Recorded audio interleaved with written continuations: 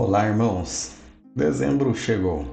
Chegamos até dezembro, concluímos a série de estudos que nós estávamos fazendo em Tiago e, aproveitando o enredo, vamos falar um pouco sobre a vinda de Cristo. Vamos já preparar o solo dos nossos corações para produzir muita alegria, louvor, entendermos melhor essa data, esperarmos ainda mais que nós mesmos nos recobremos em adoração, em compreensão do que estamos comemorando.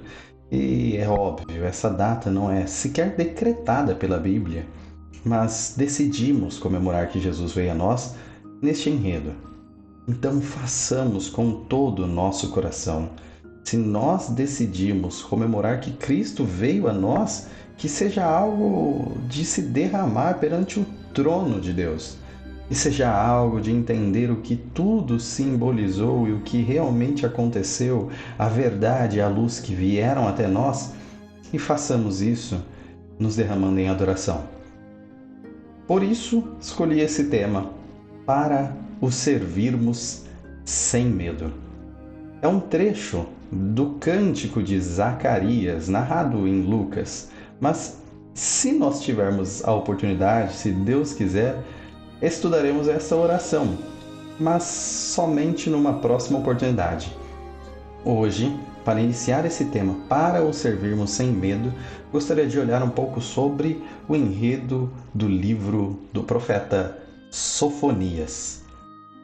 Isso mesmo, Sofonias, ele não é tão conhecido assim, não é tão estudado como um salmo, um dos evangelhos, epístolas, mas esses profetas menores que nós não dominamos tanto quanto deveríamos dominar, são fonte de riqueza, são fonte de informações para acalentar os nossos corações com esperança, mas também mostrar o juízo de Deus.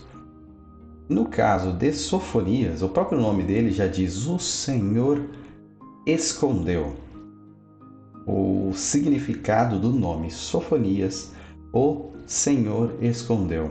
Que nós possamos, a partir do estudo dele, a partir do estudo deste livro, não um estudo completo, mas apenas essa breve introdução ou esse olhar temático no livro de Sofonias, entendermos coisas, mistérios que o Senhor escondeu, mas de alguma forma narrou ao seu povo e revelou aos apóstolos que trouxeram a nós através do Evangelho, através de Cristo, através da luz que revela todas as coisas. Mas esse plano que estava firme desde o início, desde toda a existência, desde toda a criação, mas revelado naquela manjedoura, maior dos planos. Bom, Sofonias, ele faz questão desde o começo do primeiro capítulo a mostrar a linhagem real dele, vindo do rei de Judá, Ezequias. Então, também uma história de reinado excelente, a história de Ezequias.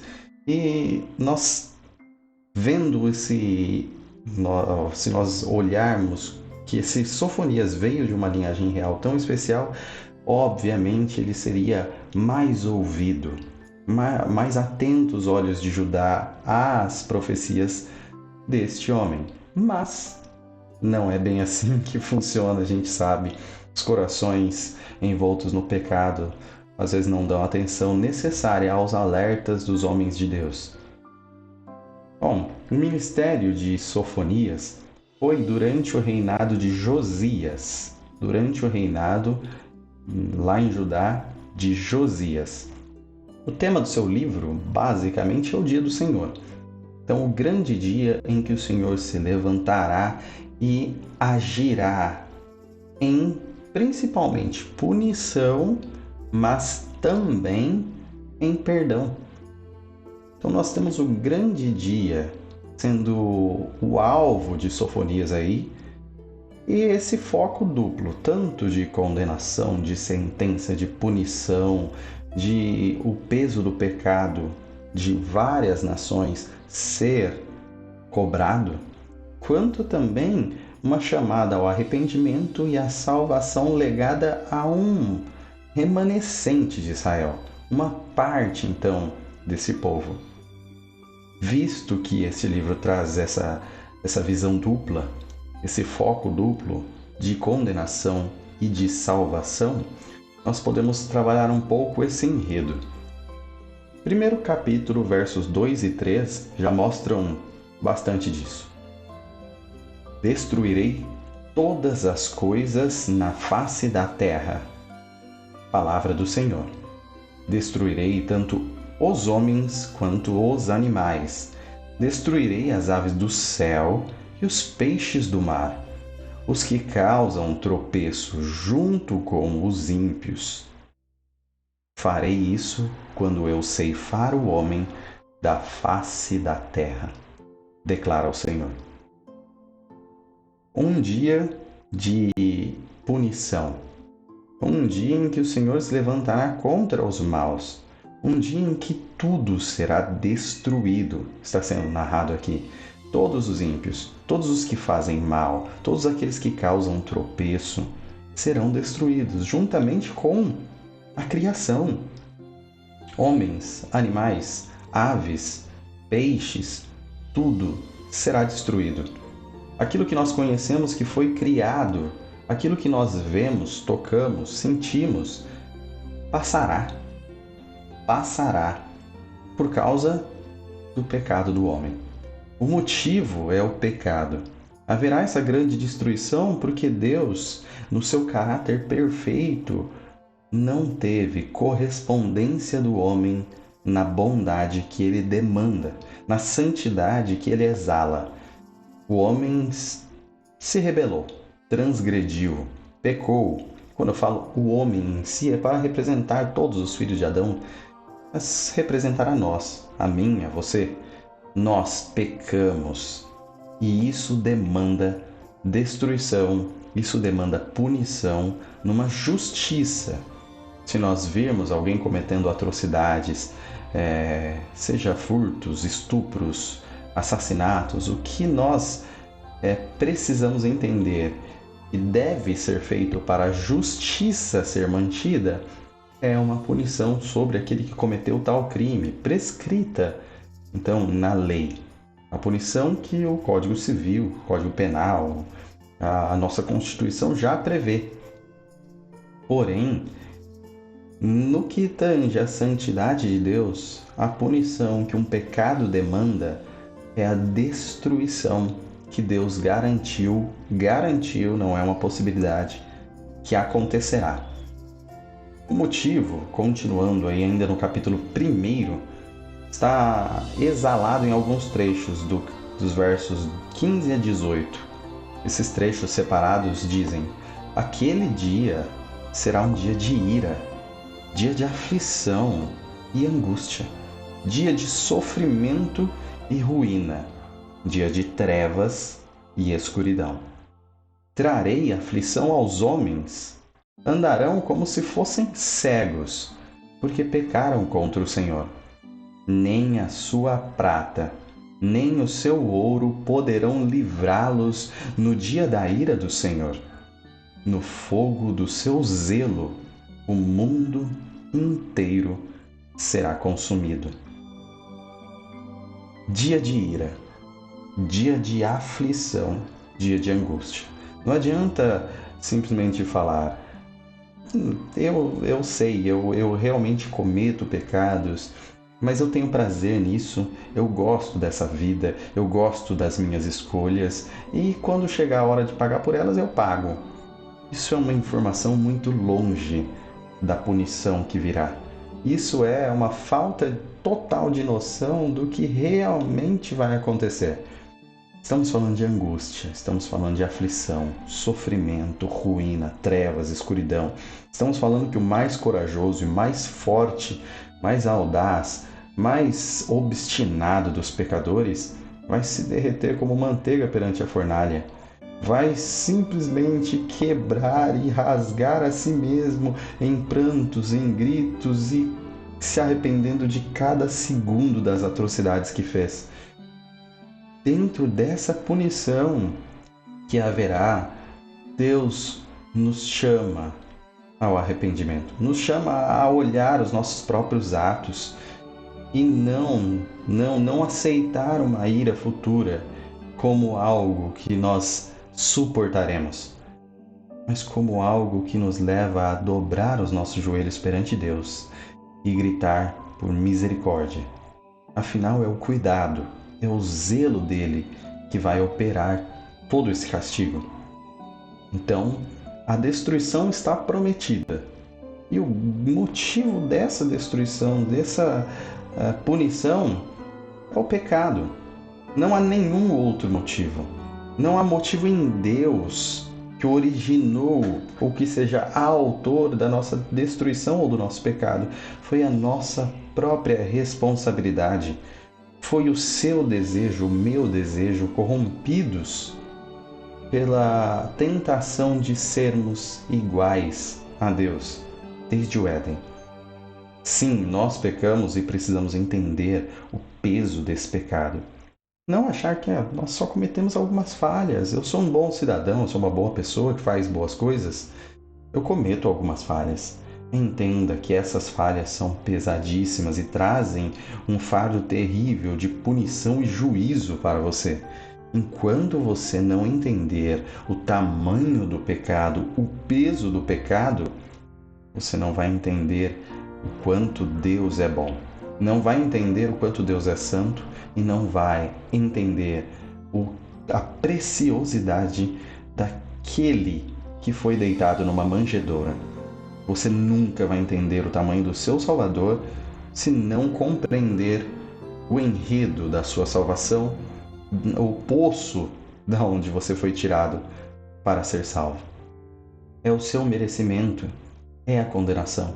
O que você fez com as suas obras, com tudo aquilo que você realiza, pensa, é condenável em sua origem, por causa do seu pecado. Então ninguém por boas obras, por boas ações, boas atitudes, boa conduta ou ética, merece de Deus os céus ou as bênçãos todas pela eternidade. Só um homem que pisou nessa terra tem todo o merecimento, e este homem é Deus, Jesus Cristo.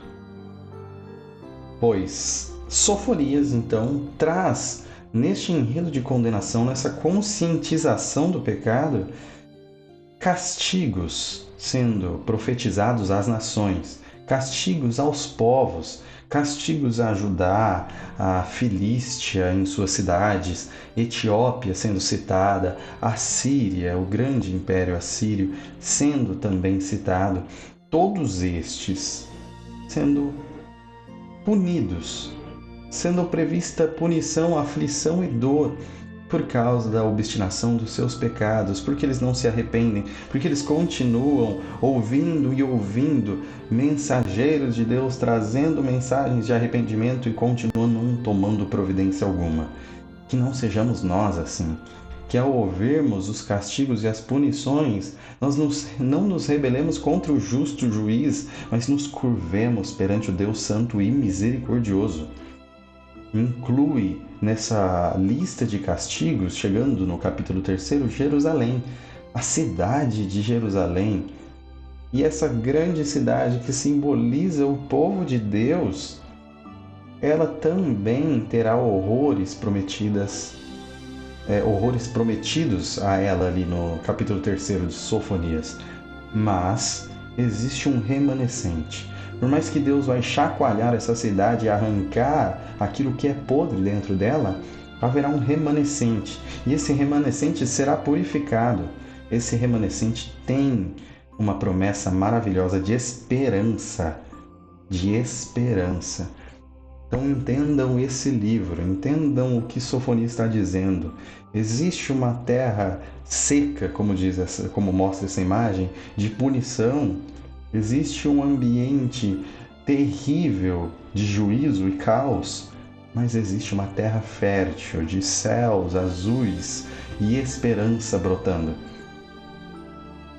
Qual destes ambientes você pertence? A qual destes ambientes você pertence? Ao ambiente de castigos ou ao ambiente de esperança? Sofonias 3, 14 a 15 diz: Cante, ó cidade de Sião, exulte, ó Israel, alegre-se, regozije-se de todo o coração, ó cidade de Jerusalém. O Senhor anulou a sentença contra você. Ele fez retroceder os seus inimigos. O Senhor, o Rei de Israel, está em seu meio. Nunca mais você temerá perigo algum. Esses maravilhosos versículos em Sofonias, eles nos mostram a atitude que é cobrada de nós. E que se nós realmente refletirmos o que significa o Natal, pulsará de nós. Seja no nosso cântico, seja na nossa dança, seja no nosso brado, seja no nosso sorriso, seja nos nossos abraços, seja nas nossas refeições. Você já consegue ouvir os sinos de Natal tocando? Você já consegue se lembrar que essa época em que todos vão comprar presentes, ou fazer grandes ceias, ou reunir a família, mesmo que seja manchado pelo pecado, em às vezes discussões, brigas, problemas, às vezes sem a possibilidade de ter um pão para repartir, às vezes sem um presente ser dado, às vezes um descaso e simplesmente uma televisão ou um celular, enquanto a pessoa está isolada, em passar em branco essa data, reclamando das coisas ou do mundo ou até da uva passa. O que nós cristãos devemos entender é que se separamos, se dedicamos essa data a entender que Jesus veio a nós, na situação em que Jesus veio a nós, na nossa situação antes de Jesus vir a nós, a mensagem de que o Deus encarnado nasceu deve frutificar em nós isso que frutifica no verdadeiro povo de Deus. Quando o versículo fala sobre Sião, fala sobre Israel, fala sobre Jerusalém, nesse enredo em que ele já tinha prometido punição para nações que se julgam também povo de Deus, está falando o verdadeiro povo de Deus. Nós hoje chamamos de igreja. Não é só a nossa igreja.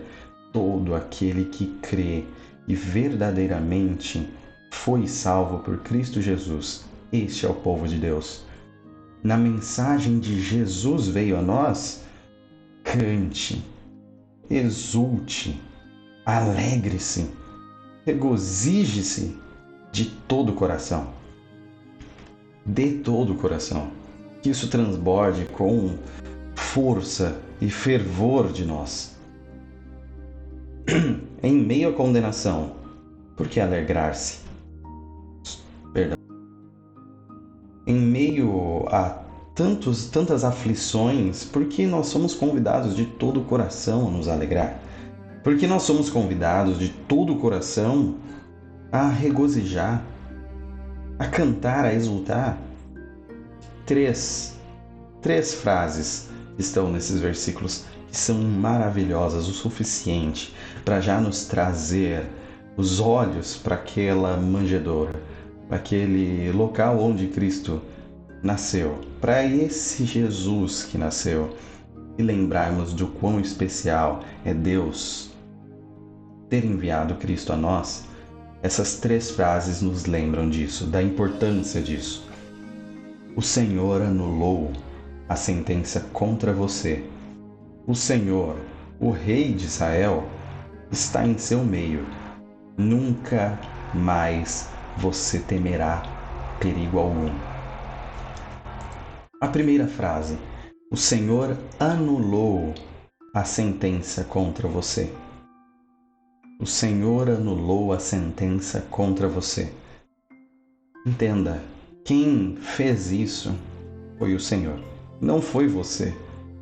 Quem fez e operou isso foi Deus, não fomos nós. Não é algo que parte de nós, não é algo que parte do povo, mas sim da pessoa que foi ofendida com o nosso pecado. Aquele a quem nós ofendemos com o nosso pecado é aquele de quem parte o perdão para nós. Isso só pode exaltar de Deus o seu caráter de graça e misericórdia. Sendo então majestosa misericórdia e graça, favor imerecido derramado sobre nós de forma abundante, não há mais punição contra o povo. Contra o povo de Deus. Não quer dizer que não há mais punição. O livro todo tratou muito bem das punições que permanecem ao ímpio obstinado, aquele que não crê em Cristo Jesus, Rei, Deus e Senhor. Mas para o povo de Deus, para aquele que crê, para você que se reúne na igreja, para você que se entende como igreja, para você que continua louvando a Deus, abrindo a Bíblia, chorando, errando, pedindo perdão, vivendo as aflições desse mundo, mas olhando para a cruz de Cristo e sempre diz da esperança de ver aquela cruz vazia, você não tem mais nenhuma punição. O Senhor anulou a sentença contra você. O Senhor anulou a sentença de todos? Não. O Senhor anulou a sentença contra você, povo de Deus, povo adquirido, geração eleita, nação santa. O Senhor anulou a sentença contra você. A segunda frase, o Senhor, o Rei de Israel, está em seu meio. Essa sentença não foi anulada por um Deus distante. Essa sentença não foi anulada por alguém que nós não temos entre nós. Mas o próprio Deus está entre nós. O próprio Deus veio a nós. O próprio Deus encarnou-se. O Rei está entre os seus súditos. A presença mais especial da realeza, a presença mais especial de todas, aquele que não é criatura, aquele que é criador, aquele que não vive, mas é a própria vida, se fez carne e está com toda a glória entre nós, na sua singeleza, em humanidade, chorando ao nascer, precisando de leite, precisando de alimento, precisando fazer suas necessidades fisiológicas, olhando para sua mãe Maria, estando num local simples, pois não havia lugar devido a ele. Esse Rei está entre nós. Este Deus se fez entre nós. Naquilo que templo significava no Antigo Testamento, o tabernáculo significou no Antigo Testamento a presença de Deus no meio do seu povo. Enquanto ele peregrinava pelo deserto, o tabernáculo, que era montado e desmontado, estava junto com eles. Tabernáculo significa habitação. E Deus tabernaculou no meio deles. Cristo é o tabernáculo de Deus entre nós. Cristo é a habitação de Deus entre nós. Jesus, aquele Nazareno, veio a nós, pois Deus veio a nós. Então o que nós temos certeza é que a manjedoura está vazia, a cruz está vazia, mas o trono não. O trono não está vazio. E este trono está colocado no meio de nós. E entre nós reina Jesus, o Messias. Entre nós, o próprio Deus reina, o Deus Filho, o Filho de Deus, Jesus Cristo. O Senhor, o Rei de Israel, está em seu meio. E por fim, nunca mais você temerá perigo algum. Se você vê um forte, se você vê alguém realmente capaz, se você vê alguém que tem poder, falar, você não precisa temer, porque eu estou aqui. Isso é o que um pai fala para um filho quando o abraça. Isso é o que o valente fala para o fraco enquanto defende. Isso é o que o próprio Deus falou a nós enquanto estávamos em nossos pecados, você nunca mais temerá perigo algum. Você não precisa ter mais medo de perigo algum. A frase que Jesus fala, a frase que Deus repete tantas vezes quando aparece ao seu povo, aos seus oráculos, aos seus profetas. A frase que Cristo fala quando reaparece ressurreto a João, por exemplo, na Revelação.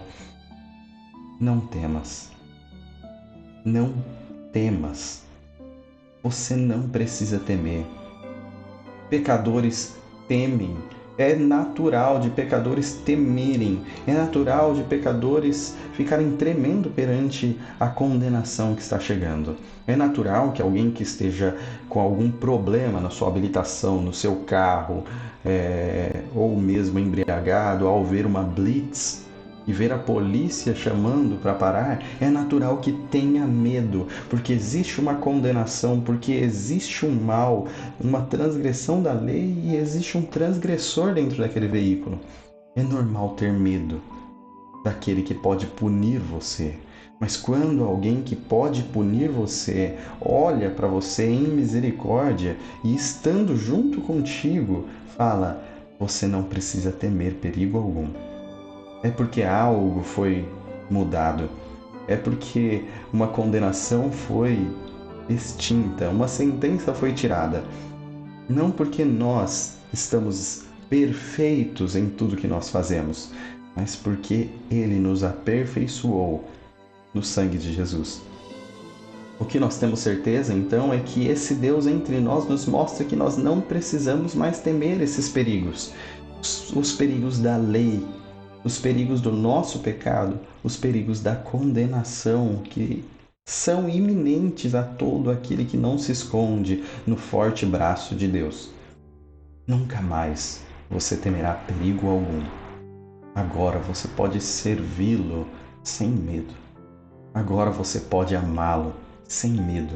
Agora você pode abraçá-lo sem medo. Você pode louvá-lo sem medo. Não precisa temer perigo algum. Não precisa temer perigo algum.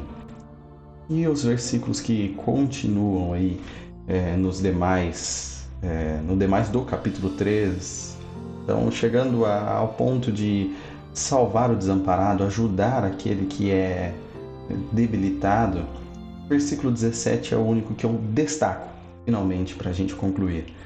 O Senhor, o seu Deus, está em seu meio, poderoso para salvar.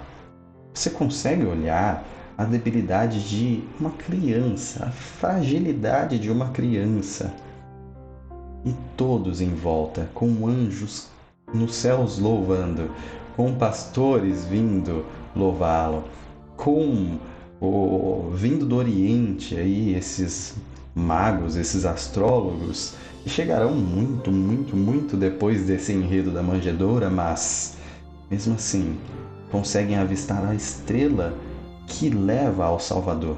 Você consegue imaginar toda a criação exultando um bebê frágil.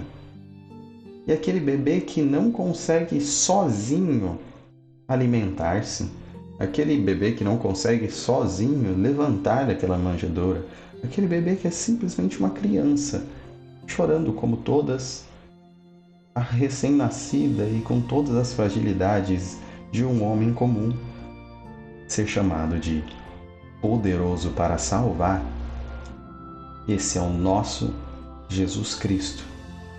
Ele se regozijará em você. Com seu amor a renovará. Ele se regozijará em você com brados de alegria. Com brados de alegria.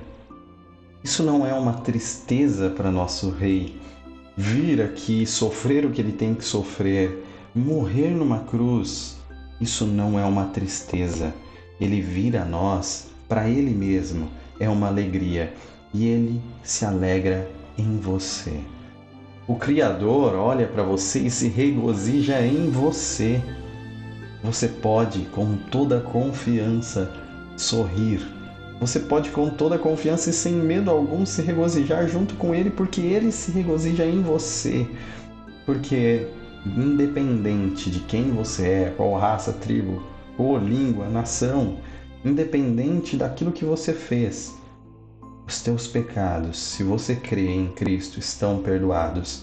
E você pode se regozijar com aquele que se regozija em você, pois Ele é poderoso para salvar. Que fique esta reflexão, que nós sirvamos ao nosso Deus sem medo, porque Ele veio a nós anular a sentença do nosso pecado. Não porque nós somos infalíveis em nossos próprios méritos, desejos e ações, mas porque Jesus veio a nós. E que o Natal seja o símbolo disso. Que nós, enquanto desejamos comemorar o Natal, olhemos para aquele que veio a nós para o servirmos sem medo. Que Deus vos abençoe.